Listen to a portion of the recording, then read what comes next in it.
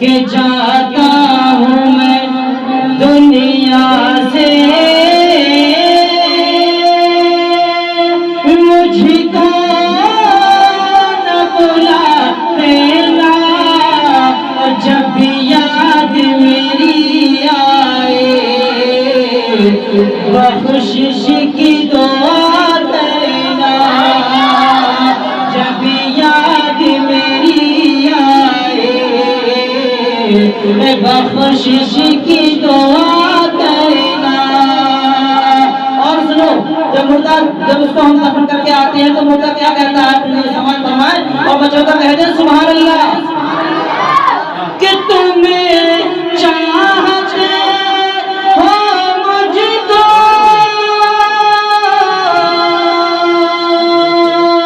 مل جائے اگر جنت، تمہیں چاہتے ہو مجھ کو اے مل جائے اگر جنت، اور قرآن مقدس کو،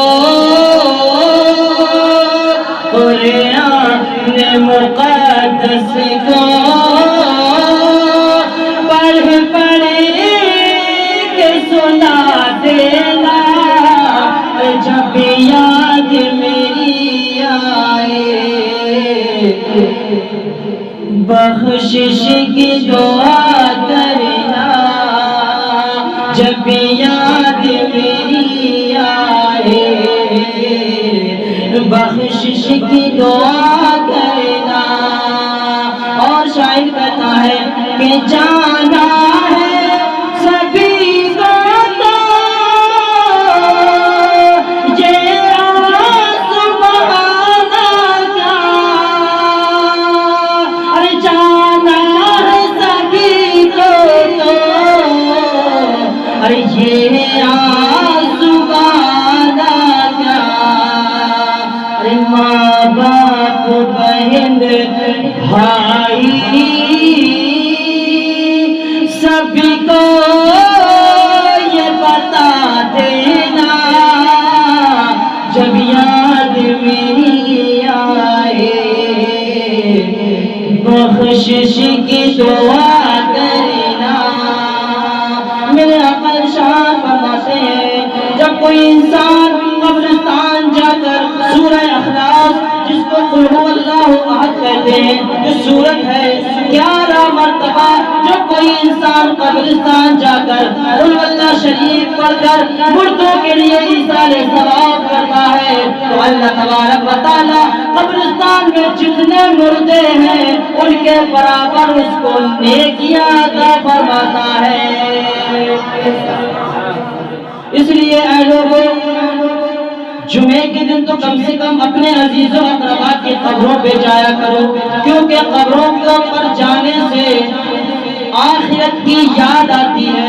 میرے نبی ارشاد فرماتے ہیں اے لوگوں، جو میں دیکھتا ہوں وہ تم نہیں دیکھتے، جو میں جانتا ہوں وہ تم نہیں جانتے، جو میں دیکھتا ہوں اگر وہ تم دیکھ لیتے تو تم زیادہ روتے اور کم ہنستے، تم زیادہ روتے اور کم ہنستے، کیونکہ اللہ کے نبی صلی اللہ علیہ وسلم قبروں کے حال کو مشاہدہ فرماتے تھے۔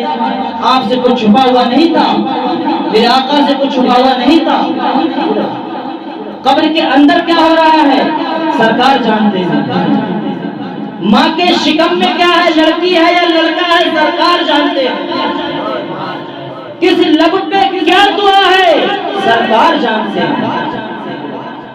ہمارے نبی سے کوئی پوشیدہ نہیں، اللہ تبارک و تعالیٰ نے جو ہے ہمارے نبی کو بے شمار خوبیاں عطا فرمائی۔ سارے نبی معجزہ لے کر آئے، لیکن آمنہ کا لال سر سے لے کے پیر تک معجزہ بن کر شعر سماعت فرمائیں۔ جانے والا کیا کہتا ہے کہ جاتا ہوں میں دنیا سے مجھ کو نہ بھلا دینا، جب یاد میری آئے بخشش کی دعا کرنا.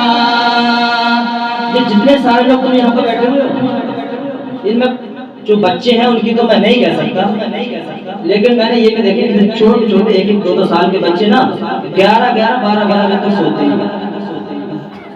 سمجھ رہے میری بات؟ اور جس کے پاس یہ بھائی صاحب ہے نا، جس کے پاس وہ بھائی صاحب تو 1-2 بجے تک ان کی لمٹ لگا رکھی ہے. 2 بجے سوؤں گا، 10 بجے اٹھوں گا آرام سے. اور گھر والوں سے کہتے ہیں ڈسٹرب مت کرنا، کل میری چھٹی ہے میری. لیکن اگر ہم کہیں نیک کام ہو رہا ہے، کہیں محفلیں اگر سج رہی ہیں، تو اس میں یار بڑی دقت ہو جاتی ہے. لوگوں کو تھوڑی دیر ان محفلوں میں بیٹھنا ناگوار ہو سکتا ہے. اصل اگر پوچھا جائے، اگر کوئی واقعہ بیان کر رہا ہے، کوئی تقریر کر رہا ہے، یا کوئی ناشریف سنا رہا ہے آقا کی شان میں، کوئی میں اپنے ماں باپ کی تو بات کر نہیں رہا ہوں. یہ انہوں نے جو بتایا تھا اپنے ماں باپ کی تعریف تو نہیں کی تھی نا. زبان بے شک میری ہے، لیکن کلام اللہ کا ہے اور اس کے رسول کا ہے. میں بات تو اللہ اور اس کے رسول کی کر رہا ہوں، اپنی تعریف تو نہیں کر رہا ہوں نا. اگر میں اپنی تعریف بھی کروں، اپنے ماں باپ کی تعریف بھی کروں، اپنے بھائیوں کی تعریف بھی کروں، تب تو سمجھ میں آتی ہے بات. بول یار یہ پھینک رہا ہے، یا ویسے کر رہا ہے، ویسا کر رہا ہے. میں جو ہے اس شخص کی تعریف بھی کر رہا ہوں اللہ تبارک و تعالیٰ نے جس کو اپنا محبوب بنایا ہے، جس کو اپنا محبوب بنایا ہے. اور یہ وہ پاک محفلیں ہیں نا، یہ وہ پاک محفلیں ہیں کہ ان میں بیٹھنے والا جو ہے جب تک یہاں بیٹھتا ہے اللہ تبارک و تعالیٰ کی رحمتوں کی بارشیں نازل ہوا کرتی ہیں. اور یہ جگہ کوئی عام جگہ نہیں رہتی. نبی فرماتے ہیں جس جگہ اللہ اور اس کے رسول کا ذکر ہوتا ہے وہ جگہ جنت کی کیاریوں میں سے ایک کیاری ہوتی ہے. ہمارا حل پتہ کیا ہے؟ سلام ہوا تو آگے بیٹھ جائیں گے بریانی میں، سلام پر کھڑے باہر، ٹھیک ہے. اس کا جو ہے ان محفلوں کا اندازہ میدان محشر میں پتہ چلے گا انسان کو کہ ان کی قدر و قیمت کیا ہے. میدان محشر میں نہ باپ بیٹے کا ہوگا، نہ بیٹا باپ کا ہوگا، نہ ماں بیٹی کی ہوگی، نہ بیٹی ماں کی ہوگی. نفسی نفسی کا عالم ہوگا، کوئی کسی کا پرسانے حال نہ ہوگا. ایک نیکی کوئی دینے کو تیار نہیں ہوگا. صحیح ہے. آج تم سے مولانا کہہ رہا ہے کہو سبحان اللہ 10 نیکیاں ملتی ہیں. کہہ رہا مولانا تو پیسوں کے چکر میں پڑا. پیسوں کے چکر 10 کا آ رہا تو مولانا پڑھ رہا، 10 کا آ رہا مولانا پڑھ رہا. قسم بخدا کی مجھے کتنے دن ہو گئے پٹی کے اندر، جمعے کے دن میرا وہی مزاج رہتا ہے. میں کسی سے نہیں کہتا ہوں کہ 10 روپے بھی مجھے لا کر دو. جو میرا ڈھنگ ہے پڑھنے کا، جتنا اللہ تبارک و تعالیٰ نے مجھے علم عطا فرمایا ہے اتنا ہی بولتا ہوں. وہ میرا سادہ مزاج رہتا ہے الحمدللہ. میں ایسا بھی نہیں کہ میں ٹائم بڑھا دیتا ہوں، ٹھیک ہے، لیکن میرا کہنے کا مطلب یہ ہے اس میں میرا ہی فائدہ نہیں ہے، آپ کا بھی فائدہ ہے. آپ میرے بھائی ہیں. سمجھانے کا مجھے جو کام دیا گیا ہے، سمجھانے کا جو ہے، لوگوں کو نصیحت کیا کرو، کیونکہ نصیحت جو ہے لوگوں کو فائدہ پہنچاتا. جیسے نبی نے فرمایا تھا عبد القادر واز کہا کرو، تقریر کہا کرو، اس سے اللہ کی مخلوق کو فائدہ پہنچے گا. ٹھیک ہے. 70 ہزار کا مجمع ہوتا تھا میرے غوث کی کہ جو ہے جب آپ بات فرماتے تھے. 70 ہزار کا مجمع. چور آتا تھا نا ابدال بن کے جاتا تھا، جواری آتا تھا توبہ کر کے جاتا تھا. ایک دن ایک اللہ کے ولی نے جو ہے آپ کے پاس میں بیٹھ گئے. اس زمانے میں گرنے کی کوئی چیز نہیں ہوتی تھی. تو انہوں نے سوچا کہ آج میں جو ہے نا میں یہ دیکھوں گا کہ عبد القادر جیلانی کے ہاتھ پہ کتنے لوگ توبہ کریں گے. تو توبہ لوگ کرتے جا رہے تھے اور وہ جو ہے دھاگے میں گراہیں لگاتے جا رہے تھے. بولے میں یہ دیکھوں گا آج کتنے لوگ توبہ کریں گے. تو حضور غوث اعظم رضی اللہ عنہ فرماتے ہیں اے میرے مرید، میں اپنے مریدوں کی جو ہے دل کی جو ہے گراہیں کھولتا جا رہا ہوں اور تو گراہیں لگاتا جا رہا ہے. تو نہیں گر پائے گا کہ عبد القادر کے ہاتھوں پہ کتنے لوگوں نے توبہ کی ہے. حضور غوث اعظم رضی اللہ تعالیٰ عنہ کو اللہ تبارک و تعالیٰ نے وہ قدرت کاملہ عطا فرمائی کہ آپ کی یہ جو ٹھیکر لگا ہوا ہے، اگر میں اس کو ہٹا دوں نا تو میرے پاس باہر تک نہیں جائے گی. لیکن حضور غوث اعظم رضی اللہ تعالیٰ عنہ کی یہ شان تھی کہ آپ بغیر مہک کے 70 ہزار کے مجمع میں جب آپ بات فرماتے تھے تو جتنا قریب والے بندے کو آواز آتی تھی اتنی ہی جو لاسٹ میں بیٹھا تھا وہ اتنی ہی آواز اس بندے تک پہنچتی تھی. وہ مہک کا زمانہ نہیں تھا، وہ مائکرو فون کا زمانہ نہیں تھا، ٹیکنالوجی کا زمانہ نہیں تھا، سائنس کا زمانہ نہیں تھا. اور میں سائنس کی بھی بات بتا دوں آپ کو. میچ ہو رہا ہے پاکستان میں، آپ اپنے گھر میں بیٹھ کے اس موبائل پہ دیکھ رہے ہیں. میچ ہو رہا ہے امریکہ میں، آپ اپنے موبائل میں گھر میں بیٹھ کے دیکھ رہے ہیں. میچ ہو رہا ہے انگلینڈ میں اور آپ اپنے گھر میں اس موبائل میں دیکھ رہے ہیں میچ. لیکن میں حضور غوث پاک رضی اللہ تعالیٰ عنہ کی کرامت سناتا ہوں. حضور غوث پاک رضی اللہ تعالیٰ عنہ کا ایک مرید جو ہے آپ کو جو ہے اپنے بچوں کو چھوڑ کے آپ کے پاس آ گیا اور اس کے دل میں آپ کی محبت بھر کر گئی. تو حضور غوث اعظم رضی اللہ تعالیٰ عنہ کی جو ہے صحبت میں رہنے لگا. 1-1.5-2 مہینے کے بعد میں اس کی دینی شکایت لے کر آئی. حضور والا یہ تو جس دن سے آپ کے پاس آیا ہے یہ گھر جانے کا نام ہی نہیں لیتا، اور یہ پھر میرے بچوں کا کیا ہوگا، ان کا گزارا کیسے چلے گا، مجھے زندگی کے اخراجات بھی ہوا کرتے ہیں. تو حضور غوث اعظم رضی اللہ تعالیٰ عنہ نے کہا اے میرے مرید تو اپنے گھر کیوں نہیں جاتا، تو اپنے گھر کیوں نہیں جاتا؟ اس مرید نے کہا حضور غوث اعظم رضی اللہ تعالیٰ عنہ سے اگر حضور میں آپ کا واعظ نہیں سنوں گا، آپ کی تقریر نہیں سنوں گا تو میں مر جاؤں گا، مجھے آپ کی جدائی گوارا نہیں ہے.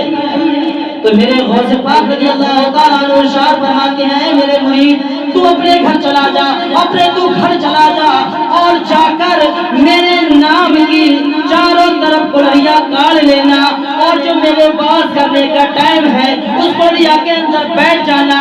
جیسے تو یہاں پر سنتا ہے میرا باز تو اپنے گھر پر بیٹھ کے ویسے ہی باز سنے گا. کوئی ٹیکنالوجی کا زمانہ نہیں تھا، کوئی سائنس کا زمانہ نہیں تھا.